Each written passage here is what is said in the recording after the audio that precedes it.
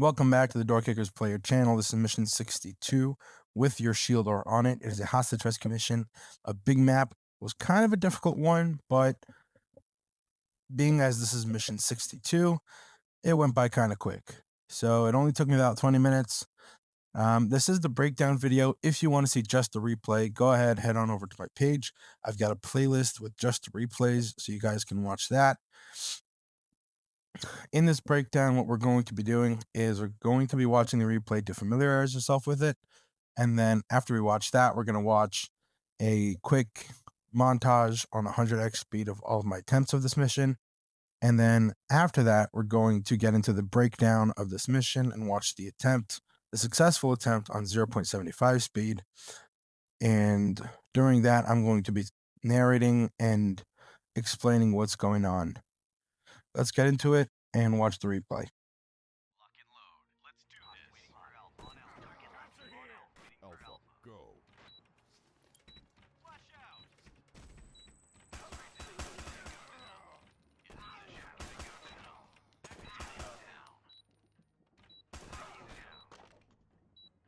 No contact in position. Down. Covering. In position. No tango down. Time to say goodbye. Down. Covering. Civilian secured. Covering. No contact. Target eliminated. In position. Flash out. On target. Clear. Position. Diffusing. Time to go. Civilian secured. In position. Covering. No contact. On your mark. Covering. No tangos. Covering. No contact. Alpha, Covering. go. No tangos. Bomb on your mark.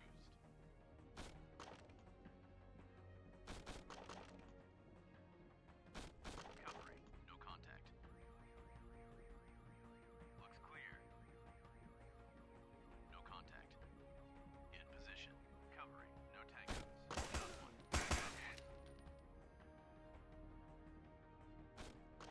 No contact. Alpha, go. On your mark. On your mark. On target. Got one. Good job. We're done here. All right, so that was mission 62 with your shield or on it. And let's go ahead and watch a quick montage before we get into the breakdown.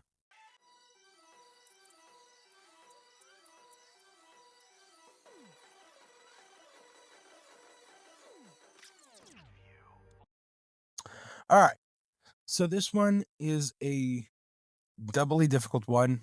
It's a hostage rescue and a bomb disposal, which means that not only do we have to make sure that all the hostages get rescued in time, we also have to make sure to defuse the bomb, which means that one operator is going to be busy doing that and can't do other things. So there's a lot of stuff going on here.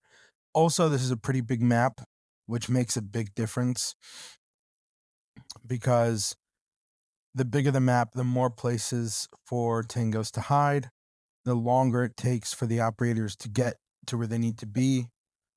And overall, it just takes longer. So bigger maps are usually the most difficult. There are some massive maps, and this is not a massive one. This is a big one, but not a massive one. There are some massive ones that are pretty difficult. So, but we'll get to those later on. So, as far as what I do in this mission, in the replay we saw that I opted not to rescue the hostages. I opted to take out all the tangos. And I don't know if I did that because of the time crunch or if I did that because it seemed the most logical option. But there definitely was an option to rescue the hostages, and I think that I could have done that as well. So if that's a route you want to take, I think that that's also possible.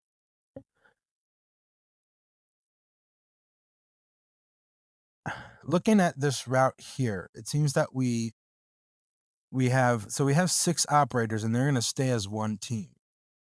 So it's going to be kind of difficult to keep track of everybody. there's a lot going on here, but the gist of it is, starting off, we've got operator 1 throwing a flashbang into the main hallway, and then the operators kind of split up. 2 operators split towards the Bravo side, and 4 operators head over to the Charlie side. But that's all we can see for now. We also have a sniper that's going to be taking out Tangos on the Charlie Delta side. But that's all we got for now. Let's go ahead and start watching the video. Lock and load. Let's do this. Hostage spotted. Okay.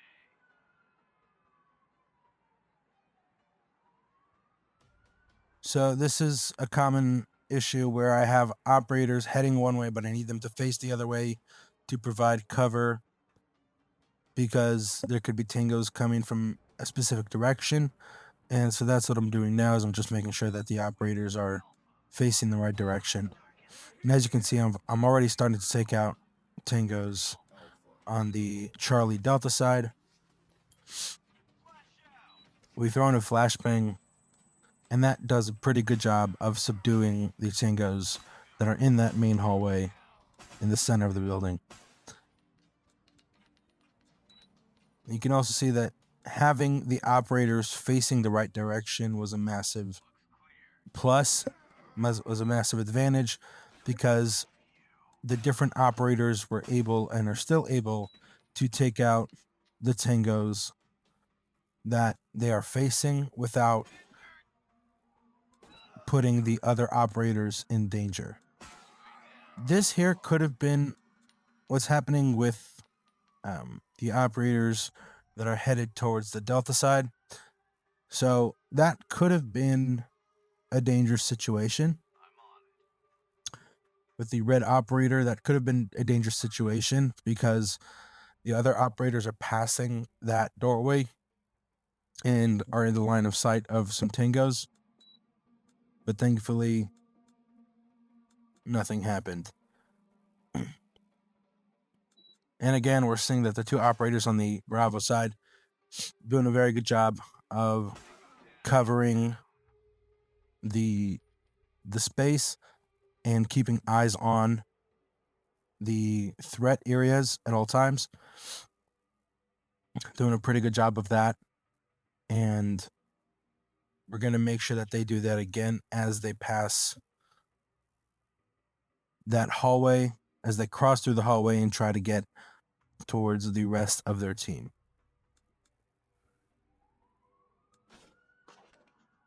And again, this is a dangerous situation, but I was able to grab that light blue operator and make him face the right direction, so that if there were any tangos right there, he would see it. And this is a common issue. You kind of have to aim the operators, make sure they're facing the right direction. Otherwise, they can be in pretty big trouble. As you can see, we've already taken out multiple tangos with the sniper on the Charlie Delta side. And again, I made the mistake of not having an operator face the direction of the doorway when that doorway is being opened. It's a mistake I commonly make. I make it all the time. But as long as it doesn't kill the operators, I don't really care.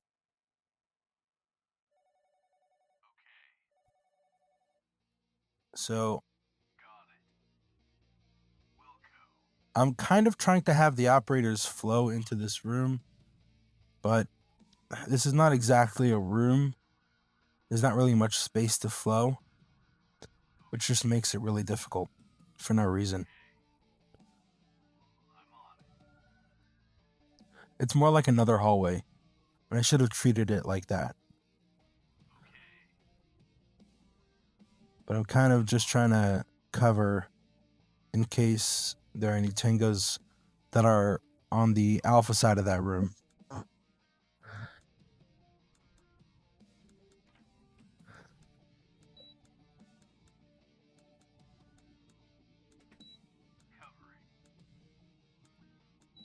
What I should have done here is I should have had one of the two operators that are closest to the Bravo side. I should have had one of them facing the other direction, watching their 6,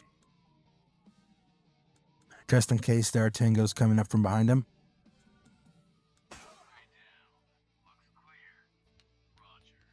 You can see again that I had to aim or face the operators in the right direction, because otherwise that operator would have died, or multiple operators would have died before that tango got taken out.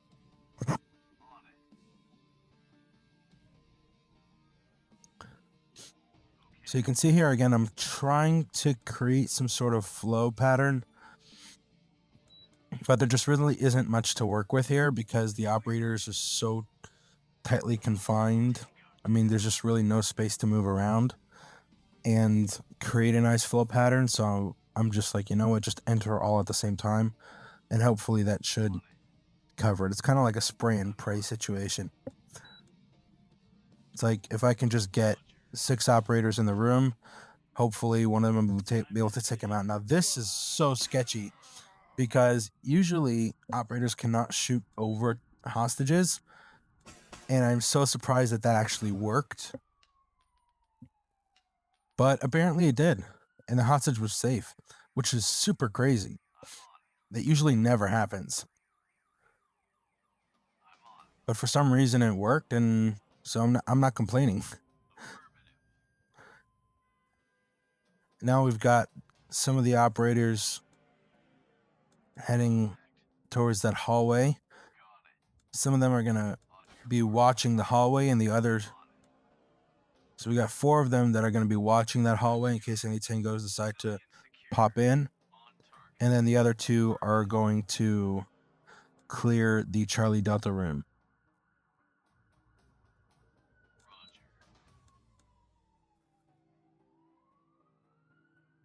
So we've got the 2 blue operators, light blue and dark blue. We've got them throwing a flashbang inside and then clearing the Charlie Delta room. And then one of them is going to defuse the bomb. And the other one is going to grab the hostages. Now, I've mentioned this in a previous video, but you can actually have just 1 or 2 operators clear a big space. It just depends on how effectively you're able to get a flashbang in there. If you can get a flashbang in there pretty effectively and spread it out nicely, then you only need 1 or 2 operators to... You only need 1 or 2 operators to actually clear the room. Because when the enemies are disoriented, when the tangos are disoriented, there's really not much that they can do. So throwing a flashbang in there, if you can get it thrown in there effectively, then there's pretty much no need for 5 operators to go into a room. But that's based on the condition that you can get it there. You get a flashbang in there effectively. So this is interesting. So I'm having 4 operators clear all 6 operators going in the room. That's interesting. Okay. So I guess I'm having all 6 operators go in the room and clear the room. But as you can see, if you can get a flashbang in there, tangos can't do anything. And I think I had the 6 operators go in there, all 6 operators go in there, because I've had attempts where having just 1 operator go in there was fatal for the operators or the tangos. So I think that just having 6 operators go in there and clear that room was the best option. Now, I did make a mistake with the light blue and the khaki operators. I should have had them flowing. There are a lot of tactical mistakes here. A lot of tactical mistakes on this mission. Which is kind of like what happens when it's a big map and there's just a lot going on, and you kind of have to ignore tactical... What's tactically sound. You just kind of just do whatever comes naturally and whatever comes first and hope that it works. it's really your only option is just to do whatever comes naturally.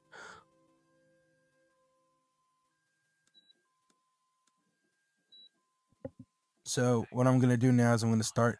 Actually, at this point, I wasn't sure if defusing the bomb would end the mission or not. So I was just waiting to see if the bomb would be defused. If when the bomb is defused, the mission would end. And as we're about to find out here, mission doesn't end. So now I'm confused with what to do. So I said, okay, let's go ahead and clear the rest of the building. Now, what I didn't realize at the time was that if I had rescued the hostages, the mission would end. So I definitely could have done that. That is definitely one option, is to just rescue the hostages and ignore the rest of the building. So I could have come back the way that I came. I could have gone back through the Delta side and then the Alpha side. But instead, I cleared the rest of the building. So now I've got 2 operators headed towards the main hallway. And I'm drawing the route for the red and purple operators that were dealing with the hostages and the bomb. We've got a route for them to also prepare for entering and clearing the hallway. And in the meantime, I've got light blue and khaki operators. They're going to go ahead and clear the restrooms. And they're going to do that because sometimes tangos hide in there. Now, I wasn't sure if they would in this mission, but that has happened before. So I'm just going to go ahead and clear those bathroom stalls. As you can see, nothing there. So blue and khaki operators are going to go and join the rest of the team. Affirmative. Okay. Looks clear. On target. Now, this is the annoying part about these missions, is that these operators just take so long to walk.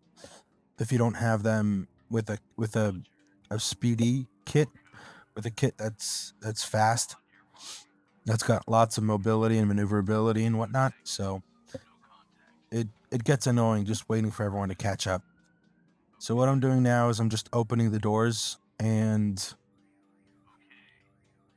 I've got some kind of route plan. I've got the dark blue and the khaki operators working in kind of a flow pattern. What they're going to do is they're going to clear the rooms on the Charlie side. And in the meantime, all the other operators are going to move straight ahead towards the Alpha side hallway, because that whole area hasn't been cleared yet.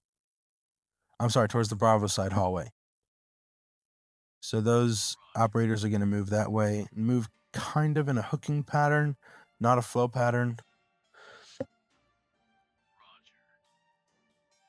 And as you can see here, I've got operator red hooking instead of having them flow. Because when you've got a lot of operators, sometimes it's just easier and simpler to hook than it is to flow.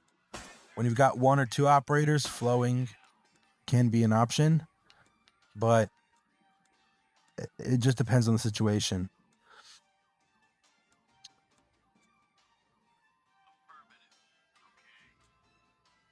Now, that Tango that's all the way on the Bravo side, he had a shotgun, and those shotguns are so effective.